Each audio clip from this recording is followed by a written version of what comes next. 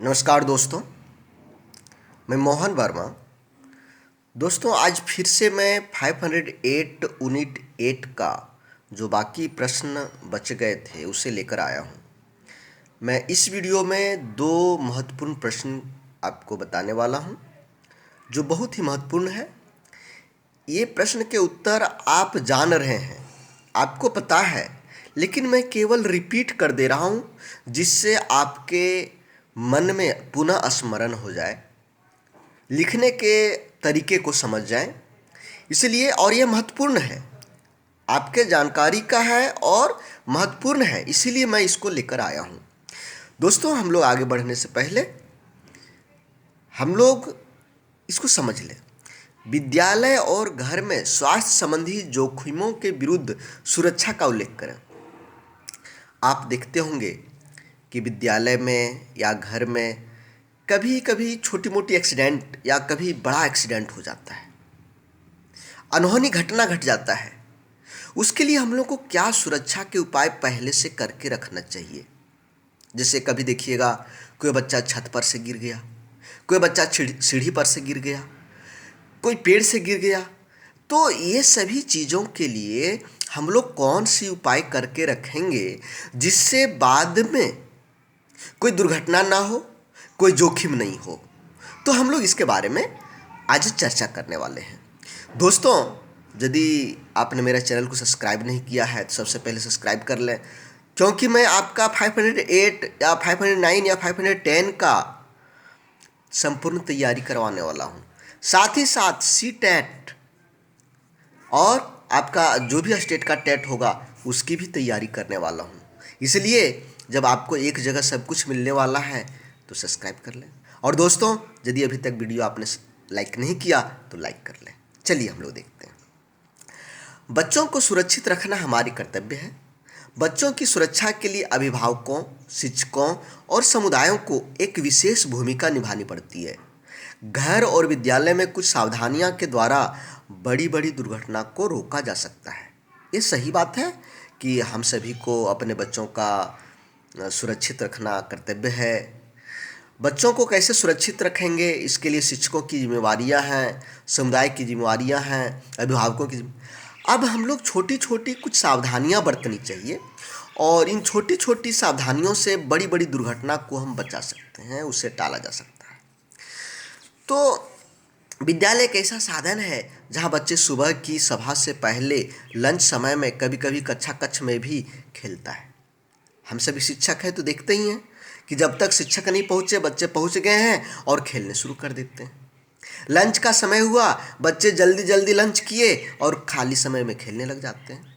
कभी कभी कोई कक्षा में सर नहीं है, वो कक्षा खाली जा रहा है तो वहाँ पर बच्चे खेलने लगते हैं। इससे कभी कभी दुर्घटना होने की संभावना रहती है। इसके लिए अभिभावकों, शिक्षकों और समुदायों को सावधानियां रखनी चाहिए जो निम्न है। गिरना, यदि बच्चे गिरते हैं, कहाँ कहाँ से गिरते हैं ये पहले समझना पड़ेगा। कभी कभी बच्चे सीढ़ियों से गिर जाते हैं या बेंच से गिर जाते हैं। इसके लिए सावधानियां निम्न होनी चाहिए। सीढ़ियाँ छोटी होनी चाहिए। यदि मेरा सीढ़ी छोटा छोटा होगा तो बच्चे नहीं गिरेंगे। सीढ़ियों के किनारे मजबूत रेलिंग होना चाहिए। प्रायः सभी जगह रेलिंग होता है, लेकिन कहीं यदि नहीं है तो रेलिंग अवश्य लगा लेना चाहिए। विशेष आवश्यकता वाले बच्चों के लिए रैंप होनी चाहिए। चूँकि विशेष आवश्यकता वाले बच्चों को, जिनके पैर से दिक्कत है, पैर से परेशानी है, वो सीढ़ियों को चढ़ने में परेशानी महसूस करता है, सीढ़ी चढ़ने में दिक्कत होती है। तो यहाँ पर हो सकता है कभी चढ़ते चढ़ते वो गिर जाए, तो इसके लिए हमको रैंप लगा देना चाहिए जो आराम से रैंप से ऊपर चढ़ सके। लंच की छुट्टी के दौरान बच्चों पर निगरानी रखनी चाहिए। लंच का छुट्टी हो या जब शिक्षक कक्षा में नहीं हो तो उस समय भी मॉनिटरिंग रखना चाहिए। और मॉनिटरिंग करने के लिए, निगरानी रखने के लिए बच्चों के बीच में से किसी एक बच्चा को मॉनिटर बनाना चाहिए जो निगरानी रखे और वहाँ का जो हलचल होता है, जो बच्चे बदमाशी करते हैं, उसकी रिपोर्ट शिक्षक को दे सकें। तो गिरना का ये हुआ सीढ़ी वाला। दूसरा होता है आग। आग कैसे लगता है ये पहले समझिए। विद्यालय में आग सबसे बड़ा खतरा है। यह विज्ञान प्रयोगशाला, देखिए, विज्ञान की प्रयोगशाला से भी लग सकता है। मान लीजिए वहाँ पर दो केमिकल जो नहीं मिलाना चाहिए मिला दिया, उससे विस्फोट हो गया, आग लग गया। शॉर्ट सर्किट से भी आग लग सकता है, या पाकशाला से जो गैस रिसाव खाना जो बन रहा है वहाँ से गैस मान लो खुला रह गया है, कहीं पाइप वगैरह में नली वगैरह में छेदा है, तो वहाँ से भी रिसाव हो जाता है गैस और आग लगने का ये सब कारण हो सकते हैं।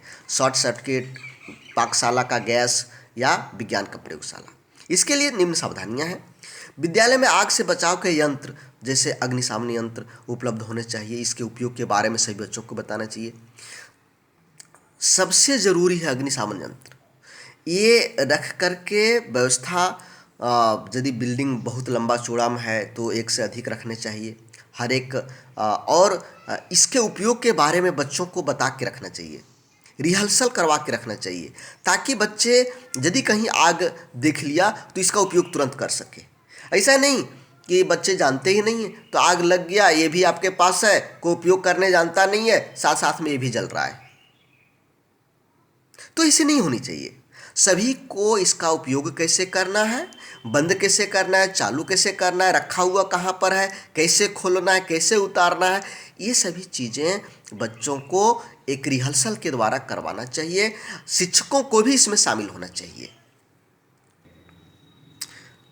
शॉर्ट सर्किट जो होता है बिजली से, या उचित ढंग से नहीं लगने से, जब दो तार आपस में मिल गया तो शॉर्ट सर्किट लग जाता है, हो जाता है और आग लग जाती है। तो जब भी हम बिजली के कोई भी सामान या बिजली के उपकरण लगाएं या तार को जोड़ें, तो जो अनुभवी आदमी है, उसका विशेषज्ञ है, जो उस काम को ही करता है, उसी से करवाना चाहिए। ऐसा नहीं कि समय और पैसे की बचत के लिए जो जानकार आदमी नहीं है उससे भी लगवा लो। उन जानकारी के अभाव में ही शॉर्ट सर्किट होता है। इसलिए जब भी कोई भी उपकरण लगाना हो, तार जोड़वाना हो, कुछ भी बिजली के काम करवाना हो, अनुभवी आदमी से, विशेषज्ञ आदमी से करवाना चाहिए। अब विद्यार्थियों को किसी भी स्थिति में विशेषतः गीले हाथों से बिजली के बोर्ड, तार, उपकरण छूने से मना करना चाहिए। झटका लगने का डर रहता है, तो गीले हाथ से या तो बच्चों को ऐसा करना है कि कभी भी बिजली बोर्ड नहीं छूना है, तार नहीं छूना है, उपकरण नहीं छूने। छूने कब है? जब शिक्षक उपस्थित हों, शिक्षक के मार्गदर्शन में या शिक्षक की आज्ञा से। यदि वो करेंगे तो इससे कोई नुकसान नहीं होगा। हो सके तो जो आपका बिजली का बोर्ड है जिसमें बहुत सारे स्विच लगे होते हैं, ये छोटे बच्चों से दूर आने, ऊपर दीवार में ऊपर बनाना चाहिए। जब ऊपर रहेगा तो बच्चे आट नहीं सकते, वो छू नहीं सकेंगे। अच्छा, दूसरा चीज़ है झटकों से बचने के लिए सर्किट ब्रेकर लगाना चाहिए। अब आता है भगदड़। देखिए, विद्यालय में लंच के छुट्टी के समय या घर जाते समय या बस पकड़ते समय लड़के अचानक दौड़ देते हैं। सब तेज़ी में रहता है, जल्दबाजी में रहता है, सब आगे भागना चाहता है, तो भगदड़ मच जाती है। इसको कंट्रोल करना चाहिए। कंट्रोल करने के लिए क्या उपाय किया जा सकता है कि बच्चों को हमेशा लाइन में, कोई भी काम हो क्यू बना करके लाइन लगवा करके करना चाहिए। कक्षा से बाहर निकलना हो, लाइन से निकलो। बस में चढ़ना हो, लाइन से जाओ। लंच करने के लिए बाहर निकलना है, लाइन से जाओ। खेल का मैदान जाना है, लाइन से जाओ, तो भगदड़ नहीं मचेगा।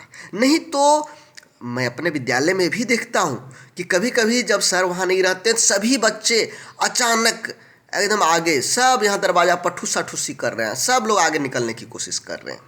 तो उसको बारी बारी से आने के लिए बताना चाहिए, इससे क्या लाभ है, क्या हानि है, ये सभी करके दिखाना चाहिए। खेल के मैदान में चोटें, बहुत बार बच्चे लोग खेलते समय चोटिल हो जाते हैं। चोटिल क्यों होते हैं? क्योंकि जो मैदान है इसके आसपास कभी पत्थर, बड़ा बड़ा ईंट या फिर दीवार नज़दीक रहता है, दौड़ते समय आके टकरा गया या पत्थर में गिर गया, या ये सब होता है। या कंटीले झाड़ी है, उन झाड़ियों में फंस जाता है। या फिर बच्चे खेलते समय ऐसा दौड़ते हैं कि इधर से ये दौड़ रहा है और ये दौड़ आपस में यहाँ आमने सामने टकरा गया, तो इससे भी चोट होने का संभावना रहता है। तो इसके लिए हम लोग को क्या करना चाहिए कि जोखिम जो वस्तुएं हैं, जोखिम की वस्तुएं हैं, जैसे कंटीला तार, झाड़ी, बड़े बड़े पत्थर इत्यादि को हटा देना चाहिए। खेल के मैदान के चारों तरफ नहीं रख सके। यदि खेल के मैदान में कांच के टुकड़े हैं, नोकदार वस्तु हैं, उन सभी को हटा देना चाहिए। और जब बच्चे खेलते हों, जब बच्चे खेल रहे हों, तो उस समय शिक्षक को ध्यान देना चाहिए कि उल्टे सीधे खेल नहीं खेलें, नियम के अनुसार खेलें। जब नियम के अनुसार खेलेंगे तो चोट लगने की संभावना कम रहेगा। उसके बाद आता है प्राकृतिक आपदाएं, जैसे भूकंप एक प्राकृतिक आपदा है।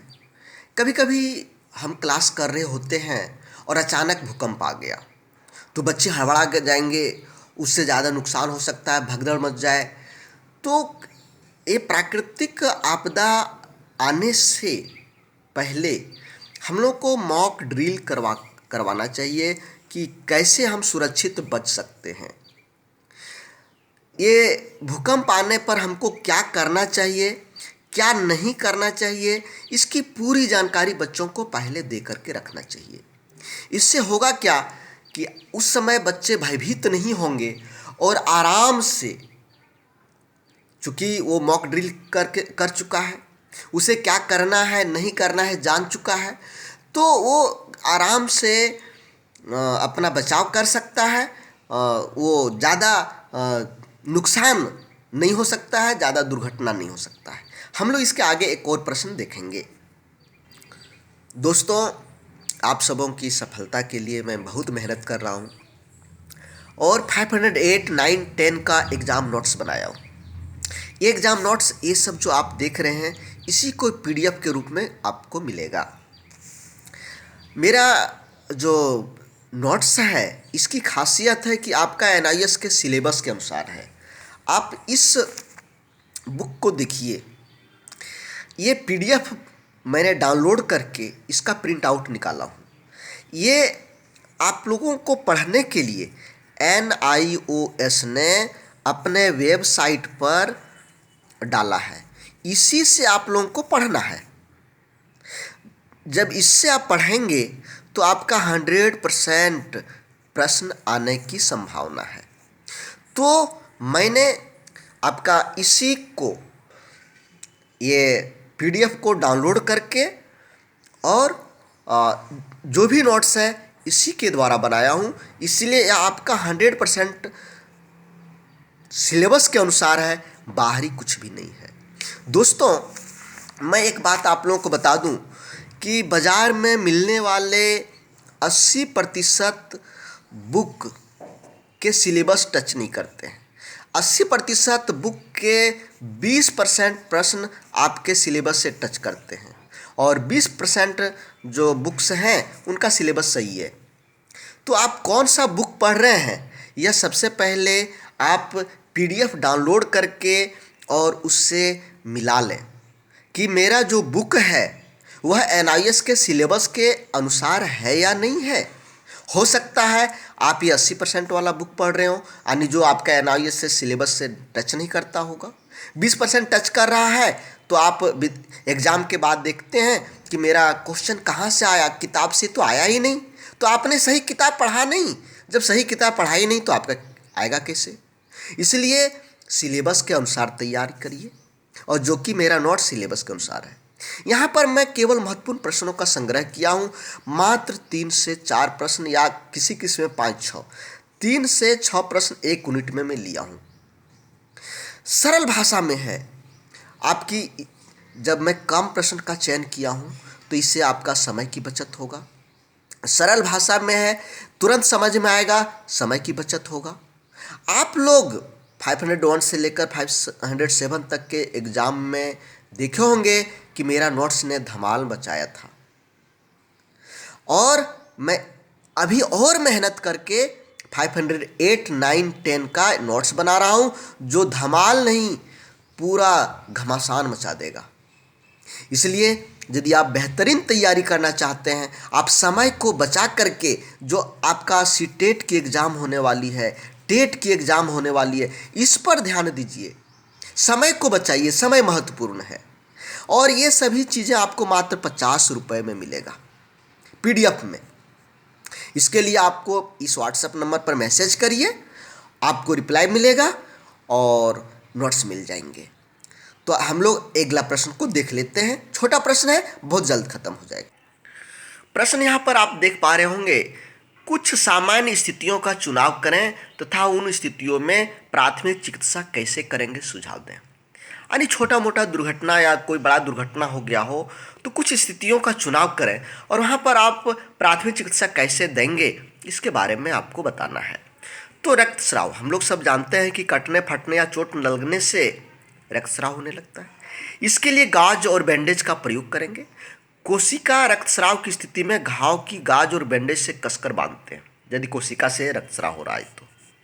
धमनी से रक्तस्राव में अपने अंगूठे से रक्तस्राव स्थान पर धमनी के ऊपरी भाग पर जोर से दबाते हैं। नाक से रक्तस्राव होने पर सिर को पीछे ले जाना चाहिए और मुंह से श्वास लेने का आना चाहिए। नाक पर एक बर्फ का बैग भी रख सकते हैं। तो रक्तस्राव के लिए हम लोग प्रायः बैंडेज बांधते हैं, कोशिका के लिए, धमनी के लिए भी बांधते हैं, लेकिन ऊपरी स्थान पर। यदि कहीं कोई डूब गया हो तो सबसे पहले उसे पानी से निकालेंगे, उसको उस बच्चे को पेट के बल लिटाएंगे और उसके पीठ पर दबाना चाहिए। जब हम दबाएंगे पीठ के ऊपर से तो उसका जो फेफड़े में पानी चला गया था ना, वो पानी बाहर आ जाएगा और हम कृत्रिम श्वास देना चाहिए। कुत्ते के काटने पर रक्तस्राव हो रहा हो तो घाव पर कपड़े से दबाकर रखना चाहिए ताकि रक्तस्राव बंद हो सके। यदि रक्तस्राव नहीं हो रहा है तो इसे साबुन और पानी से साफ करें। अब घाव को सुखाएं और कपड़ों से बांध दें, फिर डॉक्टर के पास ले जाना चाहिए। तो ये 3 तरह का स्थिति यहाँ पर जिक्र किया गया है। दोस्तों, यदि वीडियो अच्छा लगा होगा तो लाइक करें, अपने ग्रुपों में शेयर करें। धन्यवाद दोस्तों, जय हिंद।